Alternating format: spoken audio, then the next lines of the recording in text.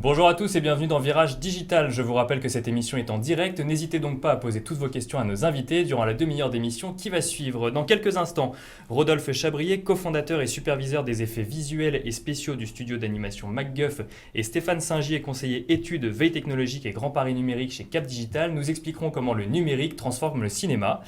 À la fin de cette discussion, Rémi Guérin nous rejoindra afin de nous présenter le studio de création transmédia Termite Factory. Et enfin, Pierre Chavanne nous rejoindra pour le traditionnel clin d'œil de la semaine. Mais tout de suite, place à l'info numérique avec la revue de presse de la semaine.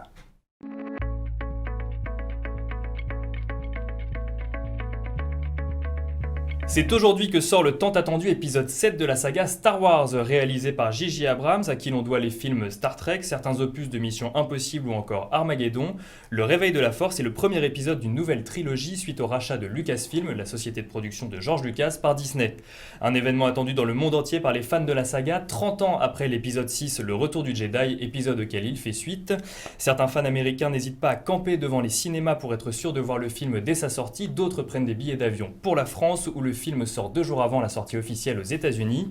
C'est pourtant un film qui a la lourde tâche de venir continuer une saga déjà culte sans le fameux Dark Vador, mais où nous retrouverons Luke Skywalker, la princesse Leia, Han Solo et d'après la bande-annonce d'autres personnages et sûrement, espérons-le, d'autres Jedi. Un pari réussi selon les journalistes qui ont eu la chance d'assister à l'avant-première. Je vous propose de regarder tout de suite la bande-annonce.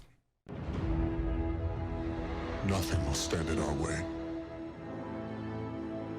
I will finish what you started.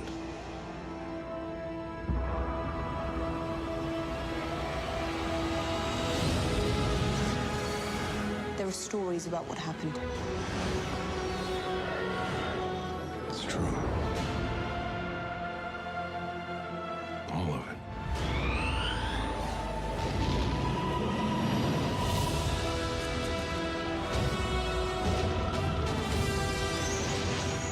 The dark side. The Jedi.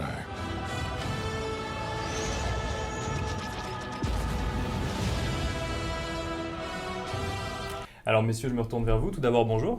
Bonjour. On vient de voir la bande-annonce de Star Wars. Est-ce que ça vous donne envie d'aller le voir ce week-end ? Ah bah écoutez, je crois qu'on va aller le voir comme une bonne... Il y a déjà 1 million de billets vendus, je crois. Donc, Rodolphe, vous irez le voir également ? Ouais, exceptionnellement, je vais essayer de le voir en salle. Le numérique permettant d'avoir des grandes télés chez soi, je vais de moins en moins au cinéma malgré que j'en fabrique. Et du coup, vous irez cette fois-ci au cinéma. J'essaierai de le voir en IMAX. Alors, deuxième info de la semaine, Dark Vador, un des méchants les plus emblématiques du cinéma, ne sera a priori pas dans ce nouvel épisode, mais qu'à cela ne tienne, si vous étiez lundi soir à Paris au Grand Rex, vous auriez pu le croiser. Dark Vador assistait en effet à son procès. Arrêté par le Sénat galactique, il était jugé pour génocide à l'encontre des habitants de l'Étoile de la Mort, abus de biens sociaux contre la Ligue des Jedi et abus de confiance contre la Force. Organisé par la Fédération francophone de débat qui a déjà organisé les procès humoristiques de Louis XVI, de Jésus ou encore de Napoléon, le procès a vu défiler Chewbacca en juré, Éric Dupond-Moretti, que vous voyez à l'écran, l'avocat de Bernard Tapie, en avocat de Dark Vador, les frères Bogdanov en témoins, et même Annick Girardin, secrétaire d'État à la francophonie, venue critiquer Dark Vador à propos de l'impact écologique de l'éclosion d'une étoile ou encore de l'utilisation d'un sabre laser. Alors messieurs, à votre avis, est-ce que Dark Vador a été condamné ou acquitté ? Je dirais acquitté, on aime bien les méchants ici. moi, je pense que sur les abus de biens sociaux, avec tout ce qu'il a pété...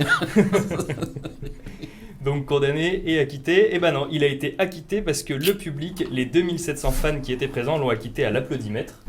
Donc voilà, on adore les méchants, c'est ce qu'il fallait retenir. Et je vous propose de passer tout de suite à la deuxième partie de cette émission, le débat.